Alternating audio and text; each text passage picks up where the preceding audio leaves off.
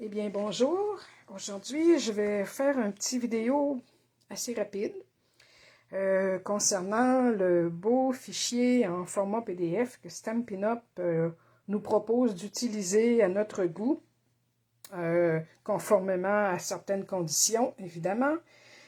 Si vous avez eu l'occasion de le télécharger, tant mieux. Vous pouvez imprimer les images et les beaux petits vœux. Sinon, ben, avec votre imprimante d'ordinateur, tout ça, vous pouvez le faire. Et ce qui est agréable, c'est qu'on a plein de belles images qui soulignent la diversité culturelle. C'était la journée de la diversité hier. Alors, puis il y a des belles images avec des vœux dans plusieurs langues. Il y en a en français, en allemand, en anglais, plusieurs langues comme ça qui sont dans les pays où Stampin' Up vend ses produits. Alors, puis des belles images aussi, comme ici, la tarte aux pommes. On a ici des jolies fleurs, le feuillage ici. Des petits sabots ici des Pays-Bas. Encore une fois des fleurs et des mots dans différentes couleurs. Alors moi, j'ai décidé d'imprimer cette page-là parce qu'elle a une belle image. Je l'ai imprimée sur un carton murmure blanc, ou blanc simple, qu'on appelle aussi maintenant, avec quelques vœux en différentes couleurs. Et c'est ça ici que je vais présenter. Juste une petite vidéo pour vous montrer comment on peut utiliser ça. Alors, un coup que je les ai étampés sur mon carton blanc, tout simplement, j'ai étampé mes images, je les ai taillées, disons, grossièrement. J'ai fait des essais ici. Et avec cette petite image-là, j'ai monté une carte, tout simplement, et j'ai coloré avec les crayons Stampin' Blend. Alors, je vais vous les montrer tout à l'heure. Les crayons à l'alcool. J'ai mis une petite étiquette et le fond de carte pour que ça soit très simple. Quelqu'un qui n'a pas beaucoup de matériel ou qui... Le fond de carte est tout simplement imprimé avec un jeu de temple ici, fruits d'abondance. Ici, qui peuvent être des framboises, mais qui peuvent être aussi des raisins, des beaux feuillages. Alors, c'est ce que j'ai imprimé en dessous, ici. Et par-dessus, j'ai collé mon image que j'avais coloriée au préalable. Alors, elle est taillée avec les poinçons rectangles surpiqués, qui sont très beaux, qui ont différentes dimensions. Alors, c'est ce qui est assorti dans le fichier. On nous en parle. On nous dit les couleurs qui sont coordonnées et les jeux de rectangles surpiqués. Mais celle-ci, je l'ai faite avec vraiment les rectangles surpiqués et la petite étiquette. Elle, par contre, je l'ai faite avec en la coupant à la main simplement et en colorant tout le tour. Je vais en faire une petite carte avec vous. Celle-ci, je vais la faire en vert feuillage sauvage, tout simplement. Alors, j'ai une petite base de carte de 4,25 par 5,5. J'ai aussi un papier imprimé dont j'ai fait un cadre, tout simplement, qui est assorti en feuillage sauvage. Alors, lui, je vais le coller tout de suite. Il provient du beau jeu de papier pétale manuscrit qui s'appelle. Alors, je vais mettre mon cadre comme ça ici. Je vais en profiter pour mettre un papier à l'intérieur que je n'ai pas encore décoré, mais je verrai tout à l'heure. Alors, tant qu'à être dans la colle, tout simplement. Et là, ma petite image pour celle-ci, au lieu de la tailler au rectangle surpiqué, je l'ai simplement taillée au coupe-papier. Et elle, par contre, l'étiquette, j'ai pris un petit rectangle surpiqué, justement les poinçons, comme ça ici, pour cette étiquette-là. Alors, je vais commencer juste pour avoir donné une idée comment les colorer avec les Stampin' Blend. Alors ici, j'ai le duo vers feuillage sauvage, le clair et le foncé. Alors, je vais m'en servir pour mon feuillage ici. Alors, moi, j'ai imprimé, c'est une imprimante à jet d'encre. Alors, je l'ai imprimé quand même hier, mais ça a eu le temps de sécher, mais normalement, ça sèche très vite. Et avec les crayons à l'alcool de Stampin' Blends, eh bien, ça se mélange pas, là. La couleur ne fuit pas non plus. Voilà, ma petite pointe commence à être un peu élimée. Je vais lui mettre un peu de... J'ai commencé par appliquer la couleur pâle, claire, et ensuite, où il y a des petites lignes ici, là, de feuillage, je mets la couleur foncée.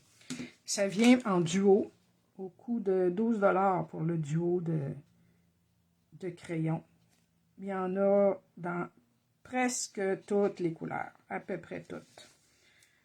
Presque toutes les couleurs. Alors, c'est très agréable de travailler avec ça, j'aime beaucoup. Donc, mon feuillage est fait. On va faire, tiens, avec le rouge, je vais faire le vin. Mon vin, ça, c'est le rouge clair et foncé. Je vais prendre le rouge clair. Et ça sera ma coupe, l'intérieur de ma coupe de vin. On va dire que c'est du vin rouge. Encore là, je commence par la couleur claire. Et avec le foncé, je repasse sur certaines lignes pour faire un peu les ombrages. Et la pointe, ça c'est la pointe pinceau qui est plus large pour en faire du remplissage. Et la pointe plus fine ici pour des toutes petites lignes, des petites portions qu'on veut pas dépasser. Et je repasse un autre petit coup ici, tout simplement pour mélanger les couleurs. Et là, j'ai fait un petit dépassement, si vous voyez un peu, c'est pas dramatique, avec le Stampin', attendez, son petit nom, le nuanceur. Il n'y a pas d'encre dedans, simplement, ou c'est une encre transparente, là. Alors, lui, dans ce temps-là, quand on voit, ça peut très bien servir pour faire estomper la couleur, mais aussi effacer un peu. Avec les rouges, c'est plus difficile, mais on pousse la couleur comme ça vers l'intérieur de l'image. Puis, ça se trouve à enlever le surplus d'encre, tout simplement. Et on le nettoie sur notre papier brouillon. C'est le nuanceur qui fait ça. Alors, là, j'ai fait mon vin rouge. Je vais faire ma coupe en gris ardoise bourgeoise. Celle-ci. Mais je vais le faire juste avec le clair, ardoise bourgeoise clair. Tout simplement pour montrer que le vert quand même est transparent. Et je vais prendre le clair simplement pour faire les petites rainures du vert qui font comme un peu d'ombrage dans le bas. Est-ce que vous voyez bien? Je pense que oui. Ici aussi, ici, comme ça ici. Et voilà. Ici peut-être un petit peu montrer l'intérieur de la coupe. Et on peut même se servir du nuanceur si on veut comme étaler un peu légèrement la couleur. Ça se trouve à l'enlever un peu, puis à l'étaler sur les côtés. Tout simplement. Alors, ma coupe à vin est faite. Pour les raisins, je vais prendre cerise carmin. J'ai pris le clair, la couleur claire. Alors, je vais faire mes raisins. Ici, je vais prendre peut-être mon autre pointe. Elle commence à être usée, celle-là. Prendre la pointe. On peut quand même colorer quand c'est des petites surfaces, là. On peut quand même les colorer avec la petite pointe.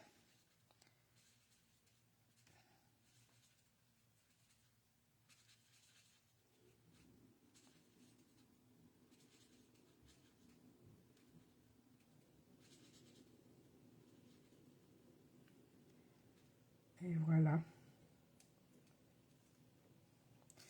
Puis je vais prendre le cerise carmin foncé pour donner un peu de relief, justement. Encore ici, avec la petite pointe, simplement, où il y a des petites lignes, ça nous indique où est-ce qu'il faut faire les ombrages.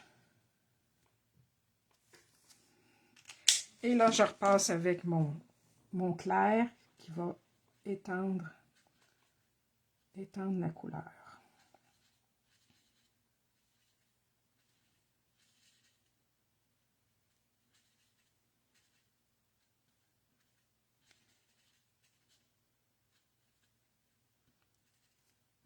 Et voilà. Alors, ça c'est terminé. Je vais tasser un peu ces crayons-là. Maintenant, pour les fromages, celui-ci, je vais prendre j'ai décidé de prendre Narcisse Délice. Non, c'est Mélodie de mangue pour celui-ci. Mélodie de mangue clair et foncé. Alors, le beau gros fromage suisse, là, on va y aller avec... on va le faire en jaune comme ça.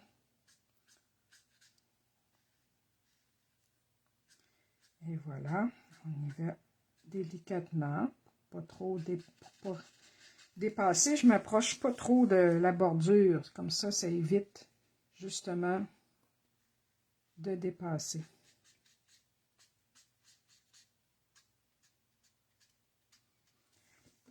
Pour les trous et le dessus, je vais le faire en mélodie de mangue plus foncée.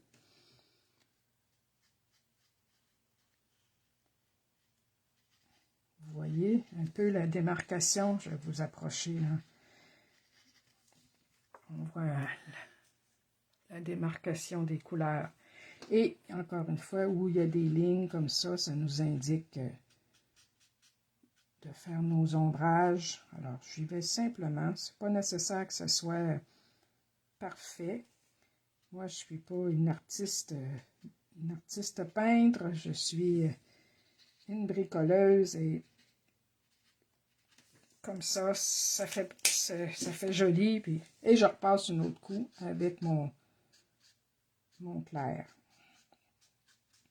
Ces crayons-là, je les adore parce que il y a juste assez de couleurs, tout assorti à nos beaux papiers, juste suffisamment pour pas être trop mêlé, pas se compliquer la vie. Alors, celui-ci, je vais le faire, tiens, j'ai pensé faire ça ocre roussillon, tout simplement. Alors, le pâle encore là, ouais, hop, c'est ça, le pâle ici.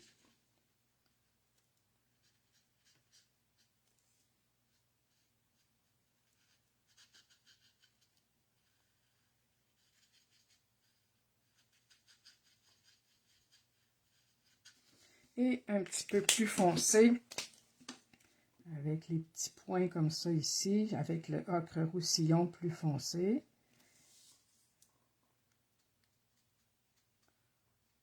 Alors, quel type de fromage, on ne sait pas, mais on lui donne un air appétissant. Et voilà, et je repasse encore une fois. Alors, on voit que ça donne des petites nuances ici là, dans les couleurs. Le dernier ici, je vais le faire en... quelle couleur? J'ai celui-ci, ivoire. Oui, ivoire ici. Ouais, ivoire pour le fromage. Puis la croûte, je vais la faire plus foncée.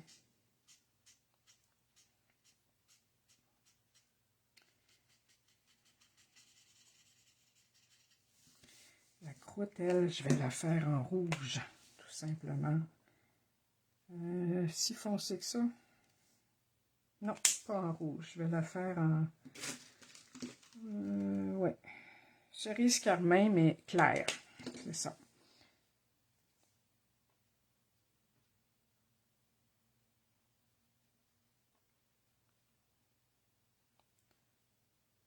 Et voilà. Non, je pense que je vais prendre... Je m'en suis servi beaucoup du cerise carmin parce que pour les cartes de Noël, ça revient souvent cette couleur-là dans nos papiers. Alors, et pour les rayures ici, là, la donnée, je pense que je vais prendre ça ici, celui-ci. J'ai cidre à la cannelle, ça devrait bien faire, le clair. Oui.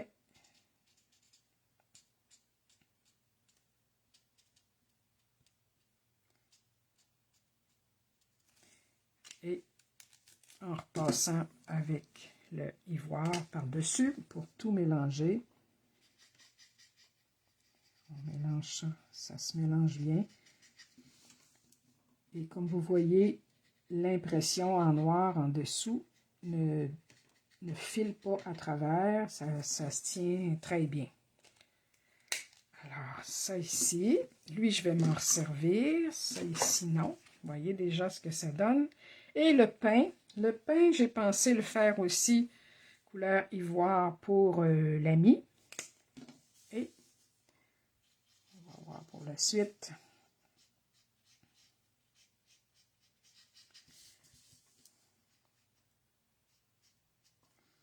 Alors, l'intérieur du pain.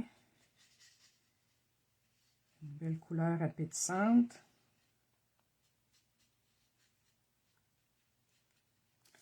Et l'extérieur, je vais le faire en cidre à la cannelle foncé.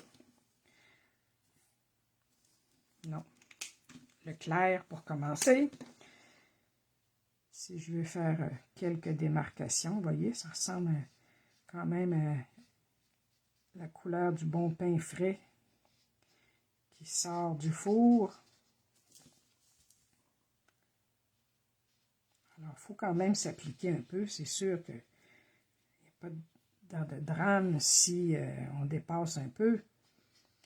Parce qu'après tout, c'est pas une image... vous allez faire avec ça une petite carte. C'est pas industrialisé, c'est fait à la main. Alors, avec le foncé, le cidre à la cannelle, là, je fais mes petites marques, tout simplement, comme ça ici. Puis, je vais faire des petits points aussi, dans le pain.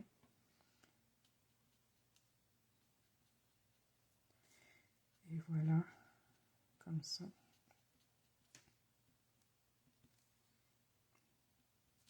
Et les petites miettes qui tombent sur la table, aussi. Voilà. Et je repasse ici avec mon cidre à la cannelle clair.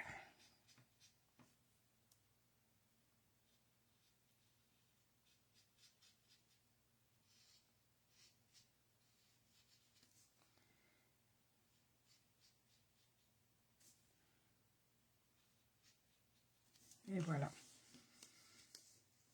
Ah, ben c'est beau. J'aime ça. Ça donne une belle idée. Lui, peut-être que le ivoire, je pourrais très bien en repasser une petite couche pour essayer de mélanger un peu plus.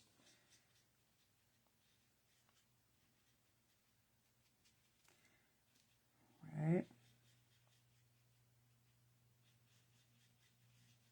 Et voilà. C'est ça. C'est ce que ça donne, vous voyez. Alors, ça donne quand même une belle image. À l'endos, c'est pas grave, même si l'encre déborde, on ne le voit pas. Alors, je peux tout de suite placer mon image ici, en la collant, tout simplement.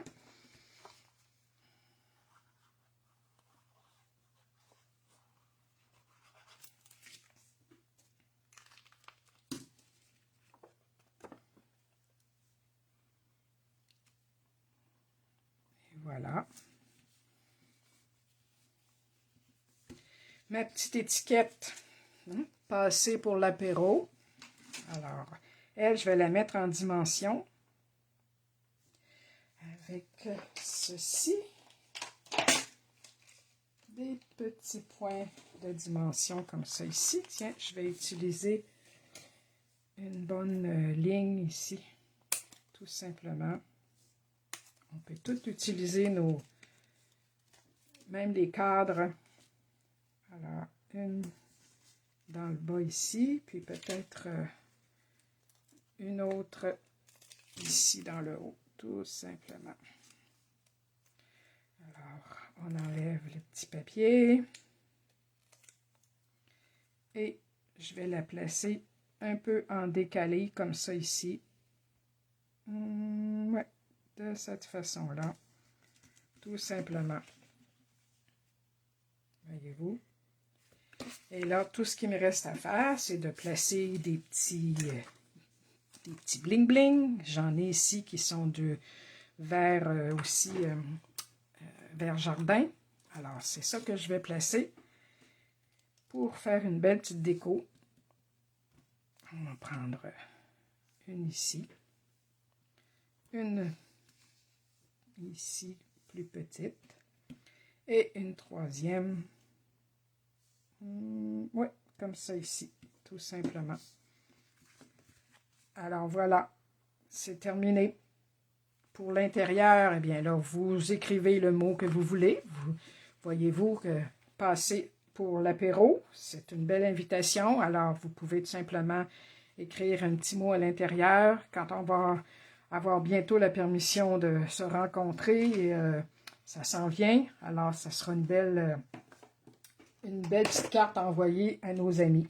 Alors, je vous remonte l'autre modèle qui, elle, a été taillée avec les poinçons et le dessus a été simplement imprimé avec nos étampes.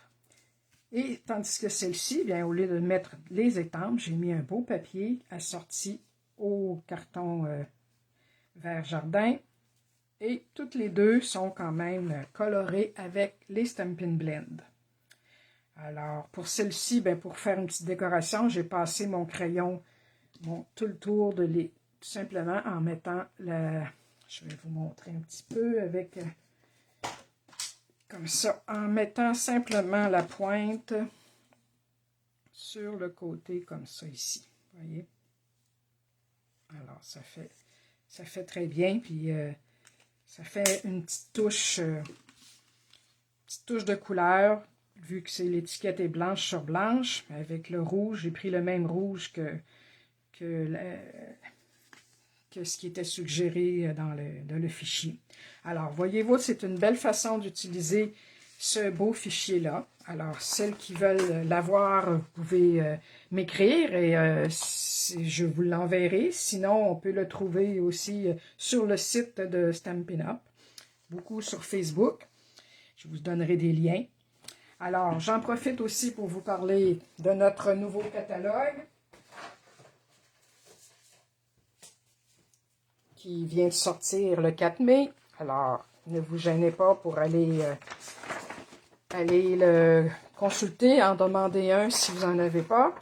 Et pour notre groupe des joyeux tutos, avec tout achat de produits Stampin' Up de 60 $ et plus, nous vous offrons, votre démonstratrice du groupe vous offre 6 beaux fichiers en format PDF pour fabriquer des belles cartes ou un quatuor de sous-verre, une carte signet ou chevalet, différents modèles, tous des beaux modèles. Alors, c'est ce qu'on vous offre à l'achat de 60 $ ou si vous voulez simplement les tutoriels, c'est 25 $ à ce moment-là. Alors, voilà ce que j'avais à vous dire pour aujourd'hui. J'espère que ça vous a plu. C'était un tout petit vidéo, mais je vous remontre ça ici. Et nos 2 belles cartes à colorer avec les Stampin' Blend. Alors, je vous souhaite un bon dimanche et un bon lundi de la fête des Patriotes. Et je vous souhaite du soleil dans vos cœurs. Bye!